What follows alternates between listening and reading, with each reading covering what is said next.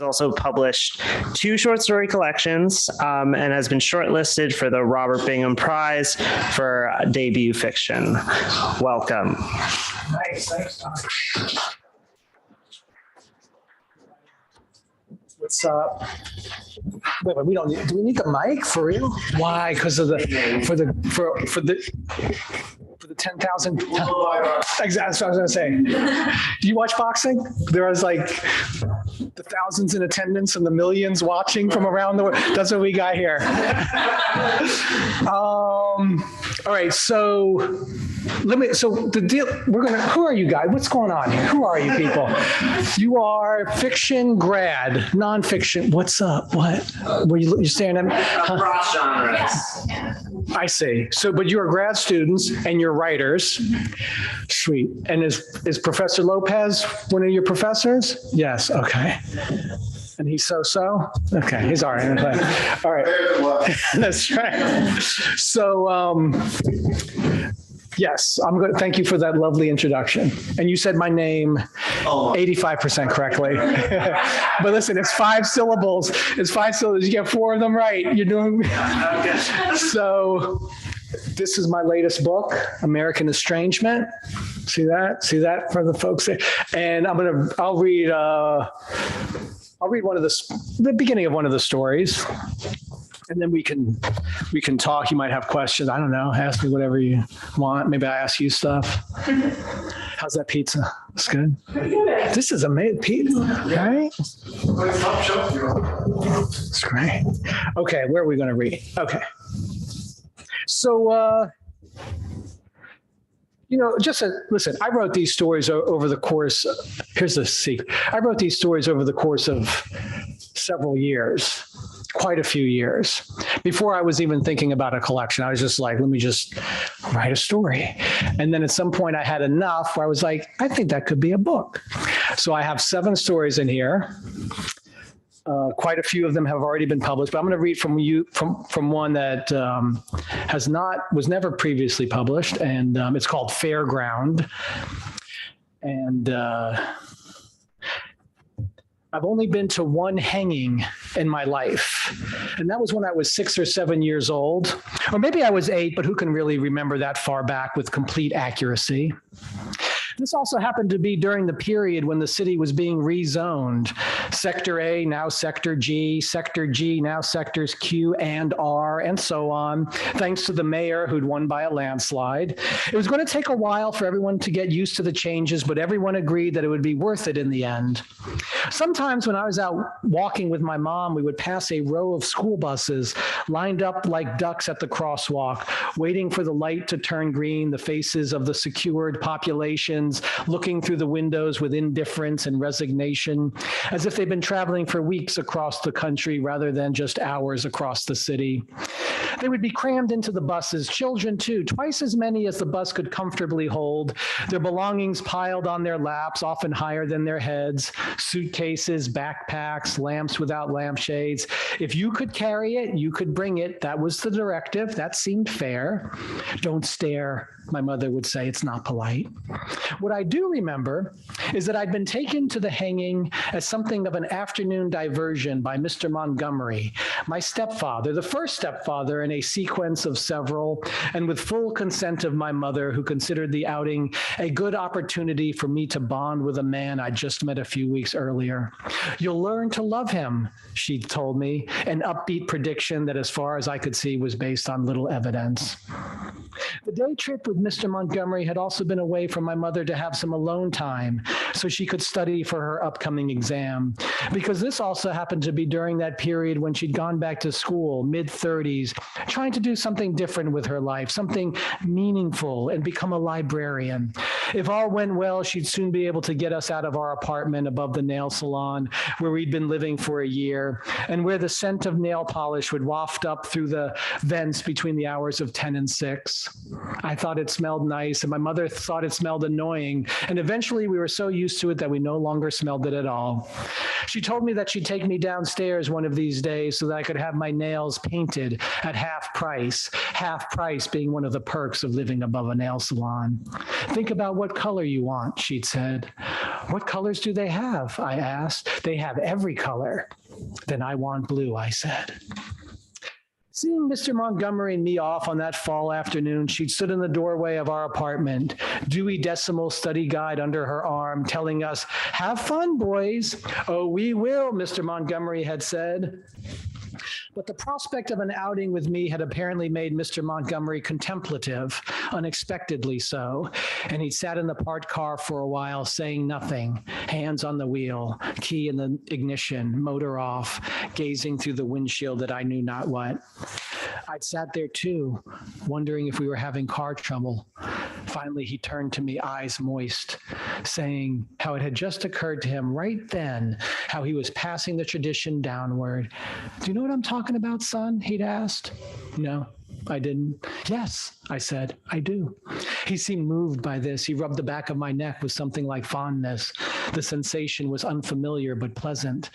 According to Mr. Montgomery, when he'd been a boy about my age, 6, 7, or 8, he'd been taken to his very first execution by his father, as had his father before him, and so on down the generational line, great, great, great, grand. I was dubious that Mr. Montgomery had ever been a boy my age, let alone a boy at all, but he appeared to remember the past with emotion. Like yesterday, he told me. He wiped his eyes with the back of his hand. The back of his hand looked old. "This was what fathers did with sons," he said. This was what I would one day do with my sons." He spoke with confidence and assertion. "I understand, Mr. Montgomery," I said. "You don't have to call me Mr. Montgomery," he said. "I won't," I said. He wanted me to call him by his first name, William, or one of the variations thereof. "You can call me Will or Willie," he said. "You can call me Bill or Billy." It was an hour to the fairground, and the reminiscences were going to make us late. He leaned forward in his seat as if doing so made the car go faster.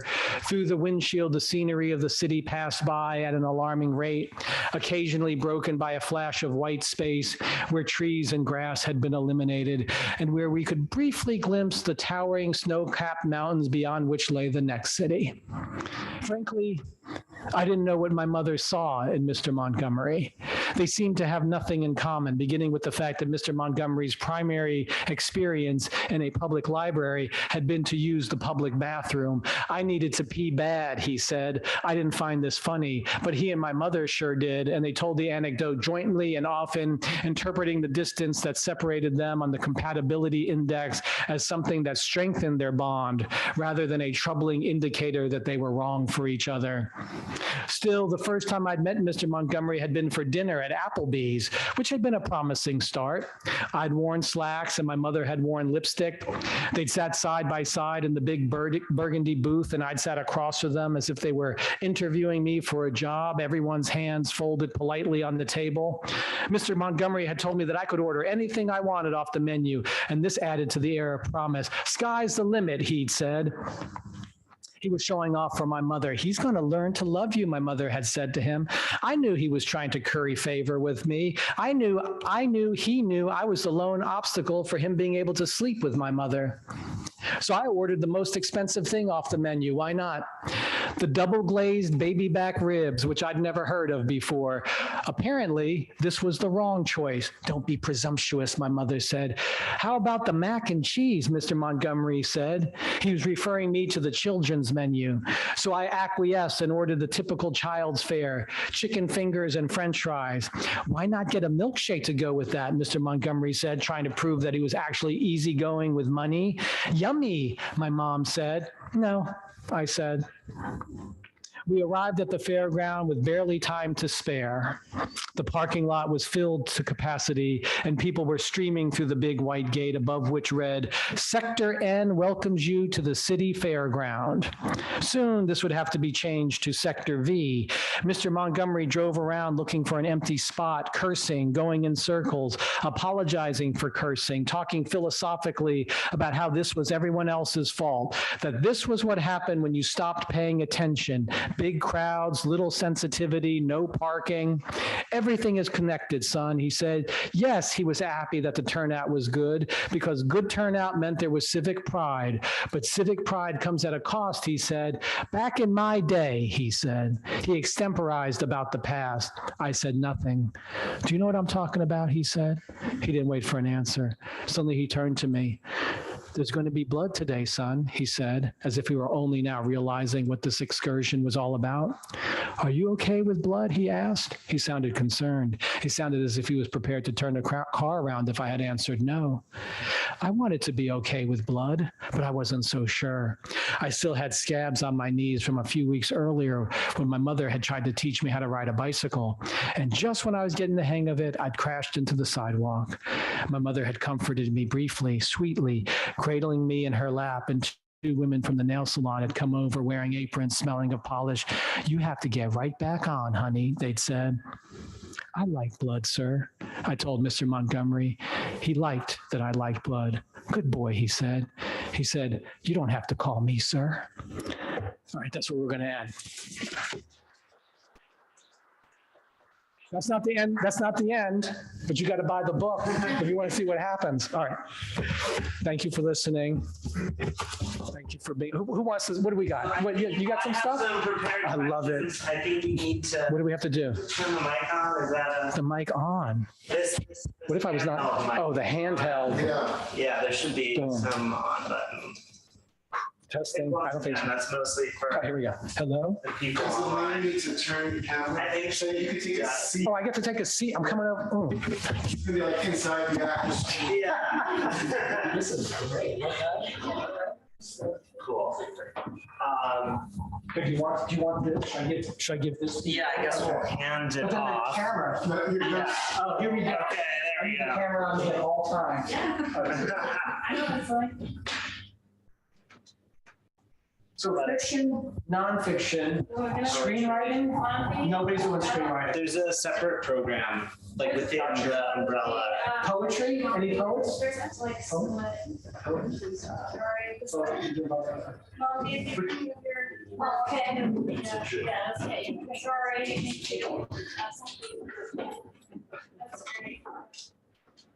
But if you're doing poetry, does that mean you're also doing other stuff? Yeah, nonfiction and poetry. Nonfiction and poetry. There's no like tracking. Gotcha. Dabble, yeah, it's good, of course. Okay, awesome. So, Tell me, I'm Nadeem. Yeah. Thank you so much for that reading. Of course. You know, it's interesting because in this story and a couple of the others in the collection, yeah, go for it. The other camera. yeah. All right, here we go. Now we're really going to get. Yeah, there we go. But in this story and some of the others, there are these like common details that keep cropping up. There's often like a single mother. She's actually studying to be a librarian, I think, in 2 stories. There's a, and then I think that there's even like a nail salon in a couple of them. So what is this? So you're trying to say like I have no. No, I was curious. I was curious if there was any like personal significance or creative significance to this. Good observation. There you go. No, good observation. So some of it is, or maybe a lot of it is just based on my real history. My single mom, who wanted to be a librarian. She worked as a secretary her whole life, but dreamed big. Nail salon, that's completely made up. That part is completely made up. You know what? Here's the deal. I don't know. Oh, I don't want to sell myself short. I was going to say, I don't know how aware I was that I'm repeating these things, but I think I am. You're right, because I think it's the last story where there's a nail salon as well. Yes. Okay. I like those echoes.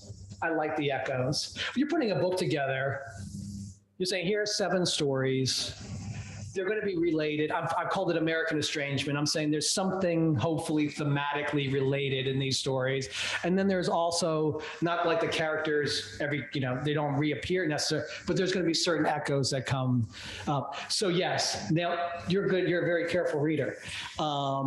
So in conclusion, yeah, some of it is that I'm using some of my past here. We were just talking about this. It's like when you write nonfiction, actually, this is interesting because Robert and I, when we talk, like the thing about writing nonfiction is you get to say, here's this thing that happened to me. I'm making use of it. How great is that? I'm salvaging it. It's probably going to be, usually it's like a story that's probably problematic in some way. And in fiction, you're imagining, but we can actually take stuff from our lives and put it into fiction and go, I got to use it there. I've never written anything about my mom wanting to be a librarian, but I got to put it in there. Awesome. We're going to do the back and forth.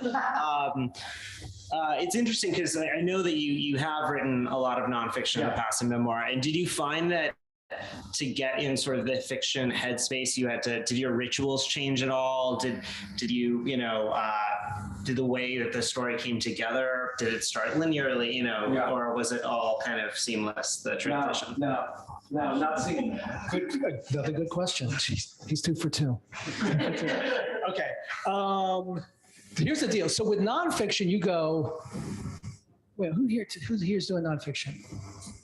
Okay, so you got, what's that mean? Because we don't have like specific. Okay, but you're. Have written them. You have written. Okay, sweet. Somebody not done nonfiction? I asked the question, never did. I love it. So with nonfiction, it's like you already have the material. You've got the raw material. Now it's a matter of how do I lay it out? I got to curate it because listen, not everything that's happened in our lives is interesting. And he was like, "Oh, speak for yourself." Okay, present company excluded. But you've got to curate it. Say, well, here's what's important for this particular story I'm telling.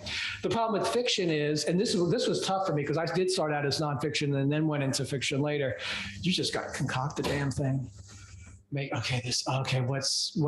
sky's the limit. So, all right, what could happen? What's going to happen next? You're always thinking like, who's doing fiction?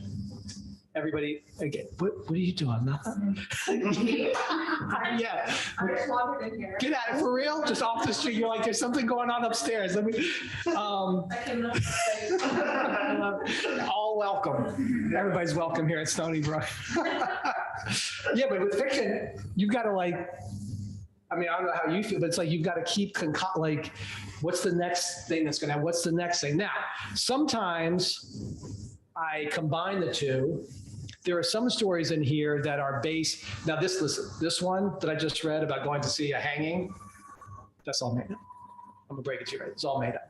But there are some stories that are based on specifics of my life that, while it's not nonfiction, I said, let me create a story out of it. I had to add certain things. I had to embellish in certain ways. It couldn't just happen exactly how it had happened in my life. I don't know, but when I first started writing fiction, this is because I wrote a memoir. The first thing I ever wrote was a memoir, all me, all about me. Everything that here's true. This all true. I recollected all. Then I started writing fiction. I was like, I gotta start. It was scary because I was like, I don't think I have a good imagination. And then the other thing is, I don't know about fiction folks. It's also like, is this going to be interesting to somebody else? Are they I'm making it up, but when you read a story, you want to believe, you want to believe it. You want to be engrossed. And I was like, is that going to happen? I remember Hemingway saying this, when you write it, people just believe it. Just write it down. People go, okay, then that's what's happening. Okay. Here, I'll get back to you. Well, that's a good transition to my next question, because in like, at least in Scenic Route, there are elements of sort of like speculative, almost like Yes. near future. And as you were reading Fairground, I kind of felt like some of the like sector Yes, exactly. things also, but it's really kind of hidden in the background. But how does that sort of speculative aspect come into the work? Is that planned from the beginning, or does it kind of happen naturally? Yeah. So, is Nadine the only one who's read the book? What? Oh, no, what?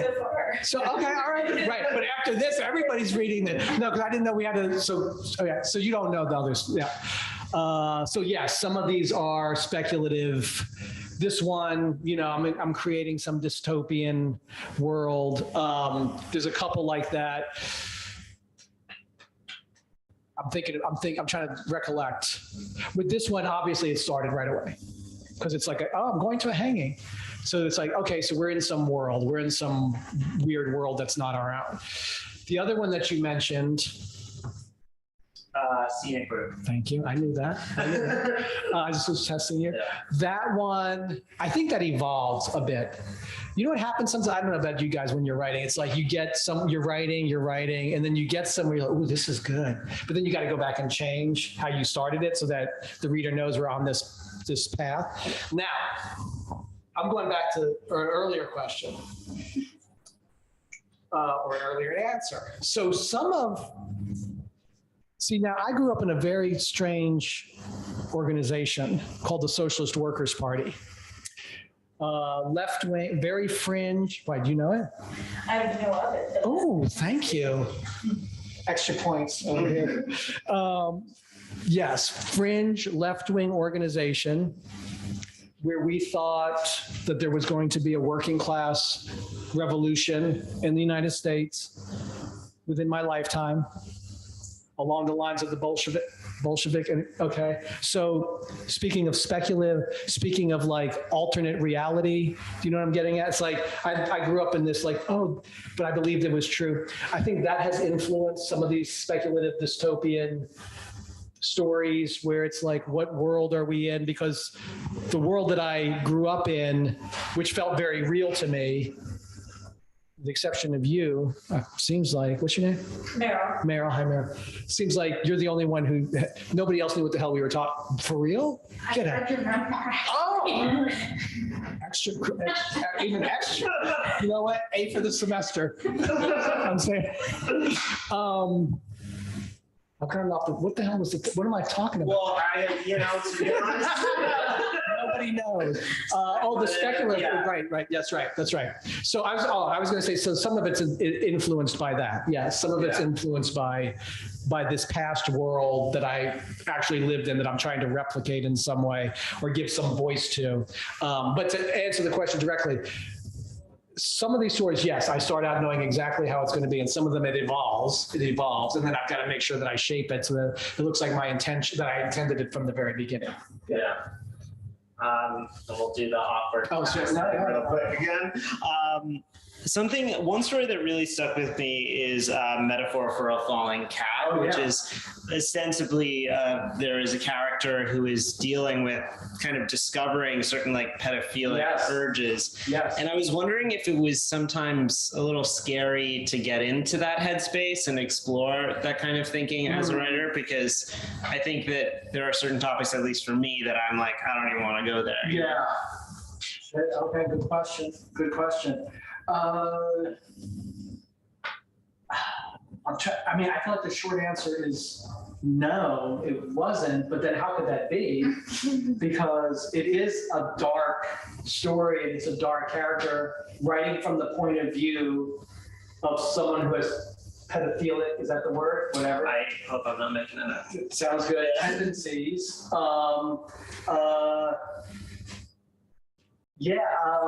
So listen, I was sexually abused as a child. So I said, fuck it, I'm gonna write, this is what we can do as writers. I get to write from another point of view. Oddly enough, I think I had some empathy for this character. I don't know, pat myself on the back for that. But I don't remember that. I don't remember. I don't know if I felt like, oh no, this is too dark. When I was doing it, I think what happens, possibly, again, maybe this is familiar. It's like you get so into, at least for me, I get so into the mechanics of the story. Okay, I'm gonna put this, and then this character is gonna come, and then how do I build to this? You know, it's like I just get consumed. It's like you're building a house that I might just be so consumed with that or distracted by that I don't have time for anything to be thinking about anything else. You know, that I'm just all in on how do you put this story together. And the other thing is, listen, you go so, again, maybe it's just me, you put so much time into these goddamn stories. Who writes short stories here? Okay. Well, you're not raising your hand.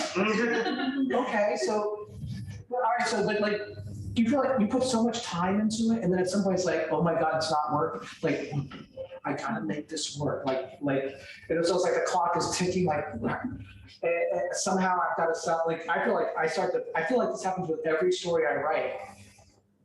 It's like there's, what's that phrase? Good money chasing bad. You know that? Good money chasing. Good money after that. Huh? It's good money after. Thank you, Professor. And I gotta give him the mic? No, okay. Good money after bad. And can you define what that means?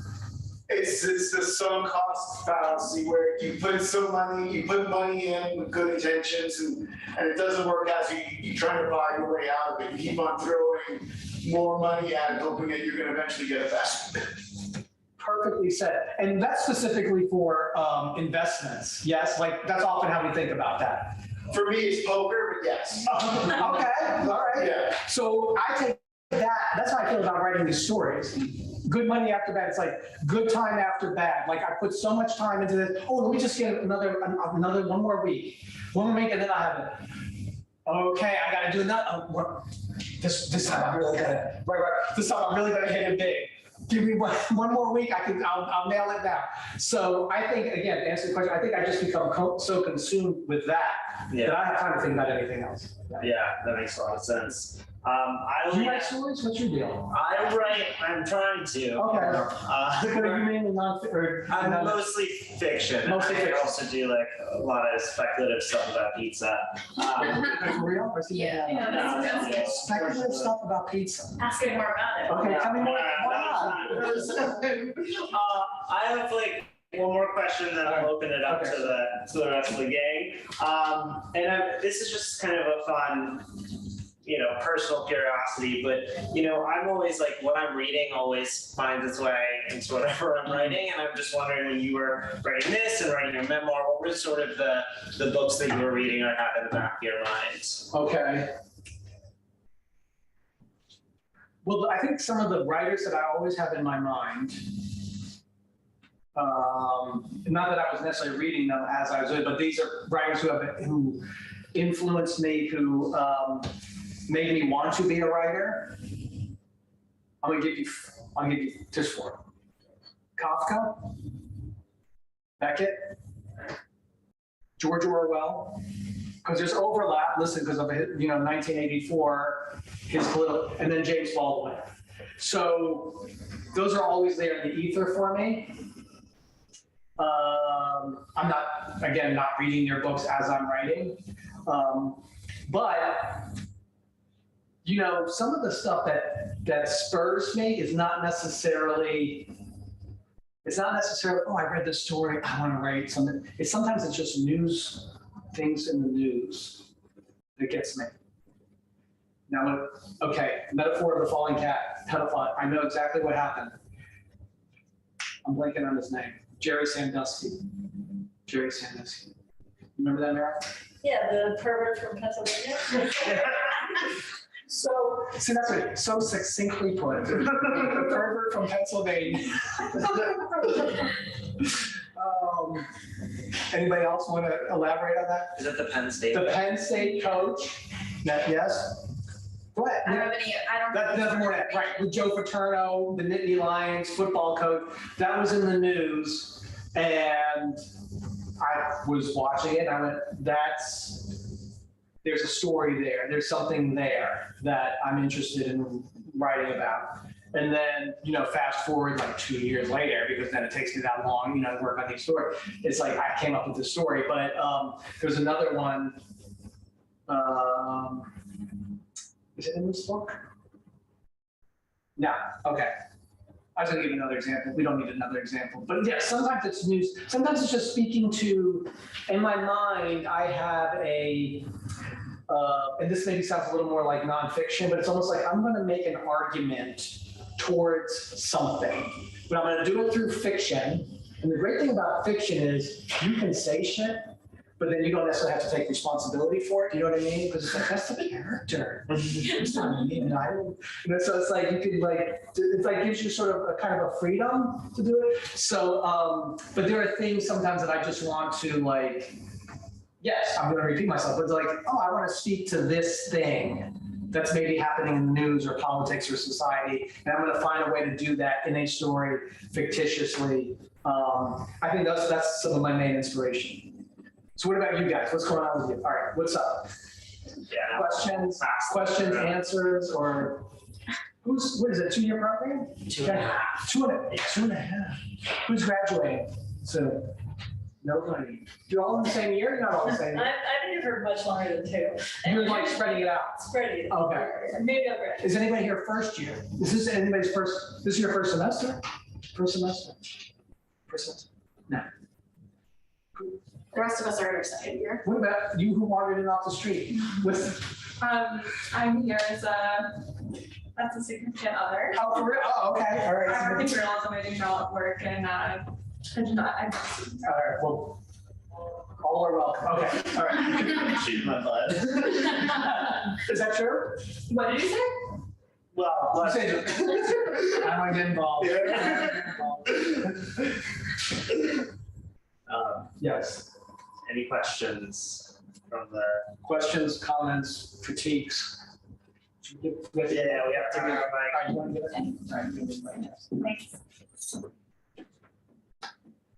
I'm curious about, you've mentioned that you wrote some short stories before you knew you had a collection. Yes. You just referenced another short story that Yes. was not included, and I haven't read any of them. Yeah, And you that's were okay. talking about many included. I did say I read them. That's, oh, you're right, you're right. You get a pass. Yeah, thank you. I'm just curious about how, once you decided for a collection, what the process is of, did you write certain stories specifically for that? So like, oh, I have a few that might fit together, and then following a theme, any sort of, what sort of the thought process was there? Yeah. Good, great question. Thank you. Yeah, thank you. I think when I was, I was kind of happy that I wrote these stories and they're all kind of thematically linked or speaking to each other. And also I think as I'm writing, I'm keeping in mind, because there's one story, the last story in here is called A Beginner's Guide to Estrangement. And it's the last story that I wrote for this collection. And then it's also the last story in the book. And then it became the title. So by the time I was like, I'm going to put these stories together as a collection, I kind of knew sort of what the overlapping themes were. And then I began to write towards those. I'm trying to think if I ever went back and tweaked. I don't think I did. In my first collection, I went back and tweaked things. So that my first collection centers about every story has to do with war. Not that it's soldiers in war, but it's kind of like US citizens and there's a war happening over there. Sound familiar? Anyway, so, but some of the stories I had to go and tinker with so that they all kind of connected together. This is me. I mean, this is the way I do it. I mean, I'm sure there are plenty of short story collections that don't necessarily have a common theme, but I feel like for me, that's kind of a key thing to be doing. There were some stories in here. No, one story in here that I had written for the first collection, but didn't make it in. And that's the metaphor of the falling cat that Nadine brought up. That one didn't feel like it fit. It was like, why this one here? But it did work for this one. That's answering your question. Sure, yeah. Yeah. Could you say like what the themes are for this one? Yes. You said the other one was war. Yes. Like, why did that? Okay, I'm making a joke. American Estrangement. Like the characters, but okay, alienation. The characters, and again, speaking from experience, but not everybody in this book is me. But it's like there's a sort of a they're kind of they're not finding a place in American society. Some of it's ethnic, some of it's economic, some of it's, what's another thing that it could be? I don't know, political. I'm okay. Don't bail me out. There's some. What's that? Professional. Like work-wise. Yeah. They're searching for some sort of satisfaction that they're not able to obtain, and maybe they don't know quite why they're not able to obtain it. So there's that, and then as I was talking, I had a thing. Oh, wait. So you said what's the theme? And then yes, right. And then okay, because I was going to say, I mean, is it useful to talk about like publishing and agents or anything like that? No, nothing. See what I mean? Yeah. Okay. I mean, well, let's talk. Any questions about? Like, do you want to ask anything specific? Any questions? Well, yeah. no, we have. Oh, Yeah, go ahead. do I have to do the? Yeah, I guess. I didn't Well, as far as how did you get your agent? Did you just submit randomly or did you Yeah. have a connection or? Yeah. That's okay. I feel like I should repeat the question, but I don't need to already. In my particular case, it was, you said it was a random, did you submit, or was it a connection? All of it. So here's what I encourage everybody to do is, and by the way, Rob, I don't know if you jump in if you want, but like to start, Robert's like, I'm off the clock. Get your work out there, submit places. Don't worry about submitting, like it doesn't have to be the highest, greatest play. Small things are good. Here's why. First of all, it's great practice because there's nothing that makes you a better writer than getting rejected and then being like upset. This is me, upset, and then like work harder, get better, get it back out there, try again. Also, you don't know who you will meet in that process. There might be an editor who's like, oh, this is an interesting thing, and I know someone who might be interested in this. There's those kinds of connections that's going to happen, behind the scenes. The other thing is when you start reaching out to agents, they really love to see that you've been published in a few places. Let's say 3 places. Here's your short-term goal. Get published in 3 places. And then you guys know about writing like a query letter. You'll find that, oh, this agent might be good.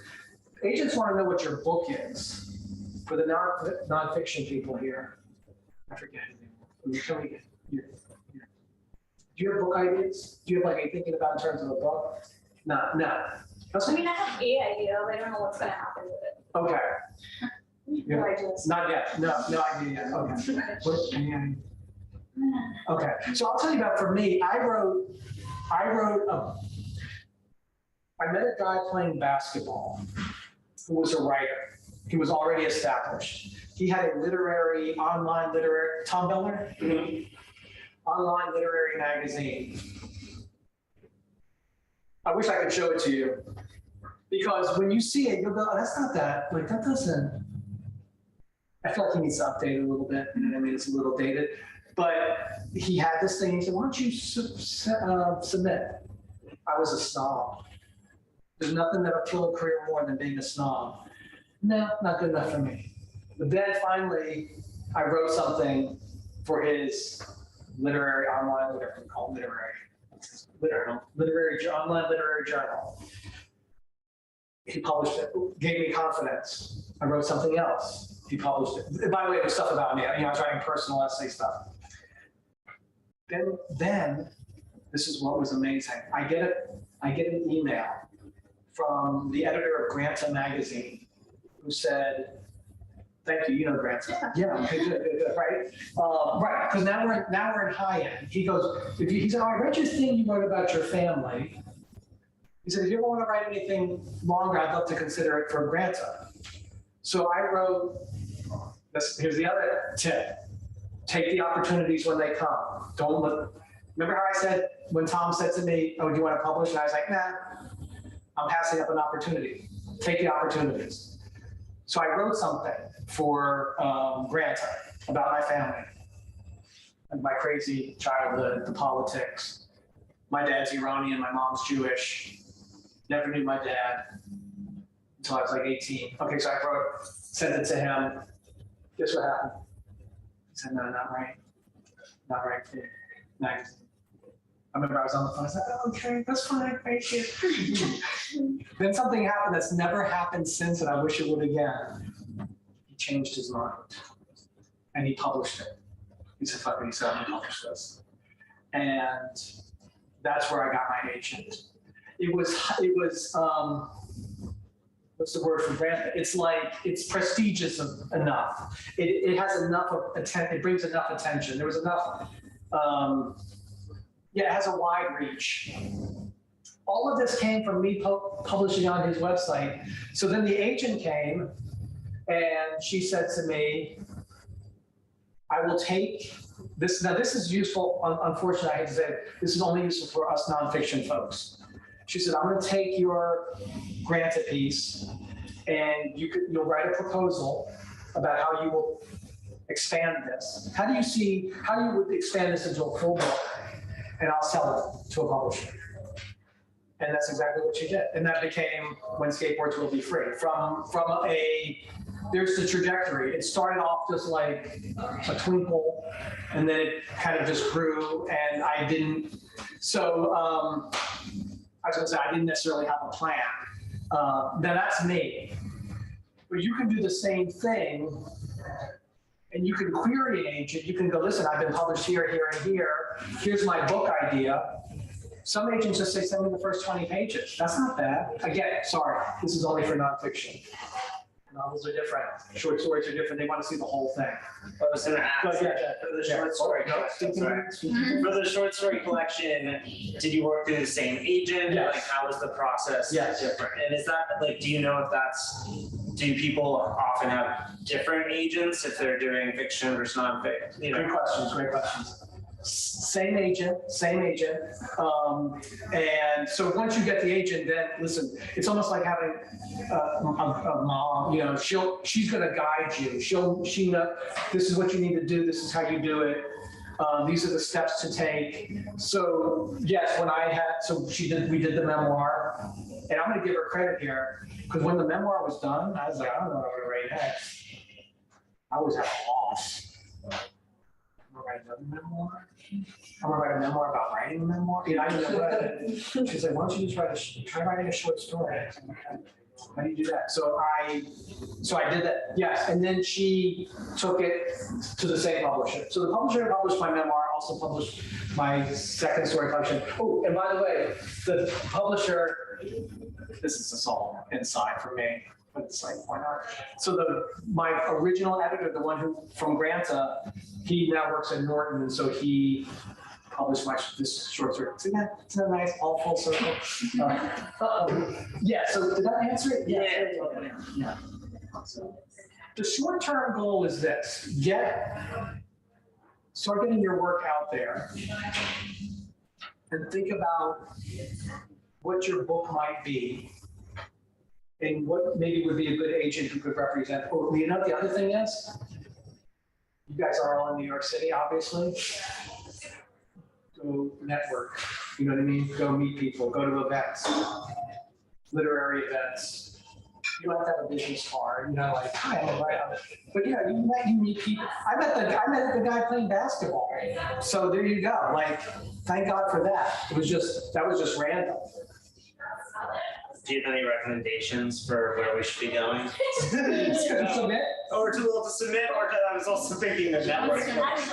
Besides like PGB bar, like what's What did you just say? I said at places one could go to network or meet literary people or Great, good question. readings. Is that all right? Yeah, go to a reading at McNally Jackson, go to a reading at the Strand, go to, I don't know, 192, any of these places that have a reading. I guess there'll be places that have book launches.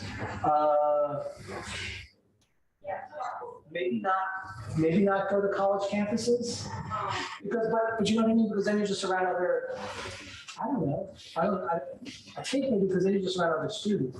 Get outside of that world.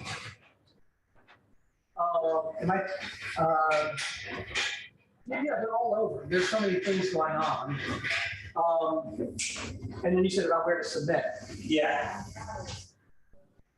There's so many. I know, there's so many. Endless. It's endless. It's overwhelming, right? Yeah. If I didn't work there, they would not have had that. Yeah, I would say just, pick. Yes, I know you're right. Because my first thought is anywhere. The problem is this, if you send it to the New Yorker, you know what happens when you send it to the New Yorker? Then you get into the slush pile. You know the slush pile? Who wants to define the slush? Someone's just define slush pile. They have a pretty self-explanatory name, isn't it? It's like on the floor, it's filled with wash. It doesn't sound great. It doesn't sound, yes, let's agree, it does not sound great. But does anybody want to, what does that mean?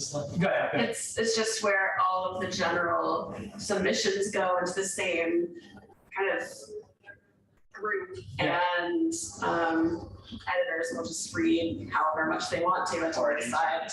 Yeah. Did you hear what he said? Or interns. Or interns. Yes. We'll just decide, whether Or or not. generally undergrads. Or undergrads or us. Right. And it's unsolicited. Yes. It's unsolicited. You're absolutely right, and it goes right into that slot. And it's not, but this is the key thing. It's not being read by the editors. It's being read by the people who would then recommend it to the editor. And I know there's always going to be exceptions to this, but I think that's a tough way to go. To like roll the dice. Okay, I'm going to send it to the New Yorker. Because here's the whole point. Those are agent submissions. Like those are where agents go right to the editor. Hey, so-and-so, here's something I think you might be interested in. So when you don't have that kind of connection, then it's going into the slush. You're like putting all of your hope in that there will be an intern who will read it and go, oh, this is amazing, and then give it. I would say start places that are actively soliciting. Here, I'll just give you some places. For instance, like, there's a place called Catapult. There's a place called The Rumpus. You could go to, so now this is the place that I first published. It's called MrVellersNeighborhood.com.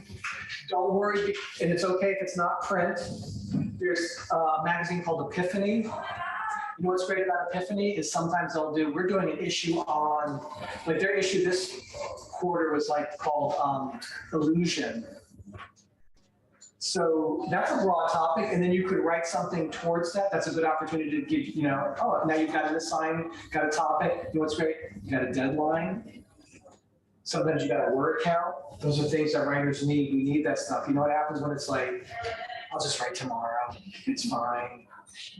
You know what I'm saying, right? I mean, it's like when you have that depth, you need that. I'm trying to think. So those are good, but I'm going back to what I said. Really, all places are great. It's just you're getting yourself out there. Now, one thing to keep in mind, when you do publish, that's where that lives then. You can't be like, I've sent it to so-and-so, and then you're like, oh, well, I'm listening. It's got published there. I'm gonna now send it to the New Yorker. It's done. It's there. What you do own is that when you ready for your book, now you can put it in your book. But periodicals, they're not gonna like republish something that's already been published. I think that, yes. So getting out, networking, yes. What else? Yeah, Not publishing related. that's fine. But I was just thinking about, like, since you've written so much nonfiction, did you ever have a moment while you were writing your memoir or other smaller nonfiction where you realized, oh, maybe I'm being too honest. Maybe getting this published would not be the best idea. Yes. Because sometimes there are real external Yeah, you're absolutely right. fears that can cost us. That's right. Yes. Like, how did that affect, like, how does one navigate wanting to write what you want to write and speak your truth while still navigating? Yeah. After Bobby's question, we have time for one more, and we gotta. That's a buzz count. There's a cold bucket of water for you. Can I be honest? It's tough. I don't have a quick answer. All I can say is I empathize. I know what you mean. For me, with my memoir, I was very honest about my parents and what my upbringing was like, and I didn't give a shit. That I didn't give a shit about. I knew my dad was not going to like it. My dad hasn't talked to me since that memoir came out. I'm fine with that. Now that's me. I was like, I knew that was the risk I was taking, and I was fine with that risk. So you know what I used to say to students? I'd be like, just be honest, just say. I used to be like, just you say what your truth. And then at some point I was like, why am I saying that? Because I don't do that. There are things I would not say about other people. Like I'm not necessarily gonna, like yes, I curate what I say and what I'm honest about I don't necessarily say every single true thing about me. I don't say necessarily if it's a true thing about somebody else. I think it comes down to, where I want to be articulate about this, but maybe I can't. It's almost like where's that sweet spot, where it's like, no, this is very important for me to say. Or, okay, I'm being honest, but I don't necessarily need to, this is not important for me to necessarily get this out, or there's going to be too much of a repercussion about this. I'm trying to think if there's a good example of something I've written where I might have said, well, okay, I'll give one. This is from the memoir. I don't know if this is actually useful, but it's like, when I was in 6th grade, you remember what happened in 1979? What world event? Who wants extra credit point? What was it? The revolution. Okay, yes, and then what happened? There was kind of a regressive. You're doing great. But there's one, you're in the right area of the world. Hostages. The hostage crisis. Remember that? By the way, the 4-part HBO documentary. We're gonna get out of here. I swear to God. Anyway, I wrote about that, being harassed in school. I named names. I said, fuck them. And then I was like, they were kids too. Years have passed. I changed their name. That was the one thing in my memoir. I was like, I'm going to tweak that. I'm going to protect someone. It's not quite being dishonest, but that was a moment where I was like, I don't necessarily, I'm not out for revenge for these people. So I don't know. I don't know what the takeaway of this. I think we've got to find our own place in that, of where it's worth it for us. What's important to be honest about, and where it's like, that's fine. There's going to be too much of a price to pay. Should we do one more? Let's do one more. Who wants it? Okay. Yes. Watch this be like a 45-minute question and answer. Well, Phoebe took my main question, so it's like a secondary question. The piece you were reading from, I noticed it was quite an interesting perspective. So you're writing first person from the perspective of a child. Yes. And I wondered, how do you kind of decide what perspective to inhabit when you're writing a story? Is it something that feels quite natural at the outset, or is it something that you might explore multiple avenues and see what works best? How do you decide that? Yeah. No, good question. Good question. No, I think I'm trying to think. Have there been times when I've made a major shift? I can't think of anything. I think I knew going into that Yes, it's going to be a child. It's going to be that's like the point of it. It's going to be a 6-year-old going to this on execution. Oh, with the stepdad. Like that was it. But let me point out one thing. So it's written from the point of view of the child. And Robert, I don't know if this comes up in class, but because this is what I talk about with my students is, and I know this wasn't necessarily your question, but in a way, but there's the adult perspective of the narrator. Does that make sense? There's moments or frequently throughout that story where the narrator, the adult, can comment and say things that a child would not be able to necessarily know. I'm just pull this right over. Yeah. And then we're gonna get out of here. And we're gonna have pizza. Hang on, let me just. Here's a good example. Because sometimes you write and it's like, if it's just the character, and if it's just a 6-year-old boy, then you're limited, you're like, tunnels only, can we see?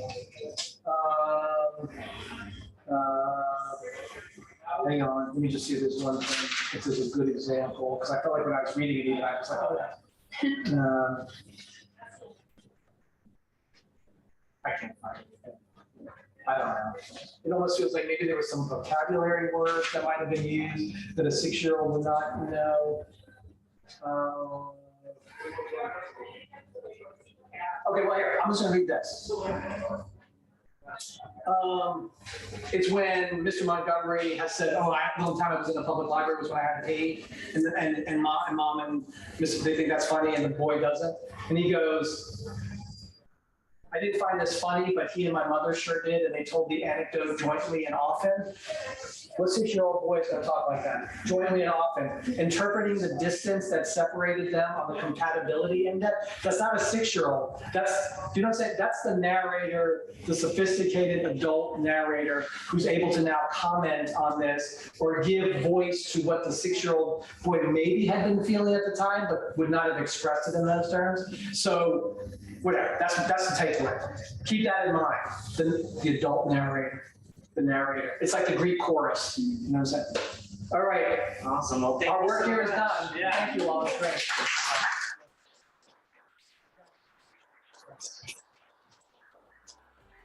When do you have class again? Tomorrow. Just that class, so not till next week? Well, we have other classes.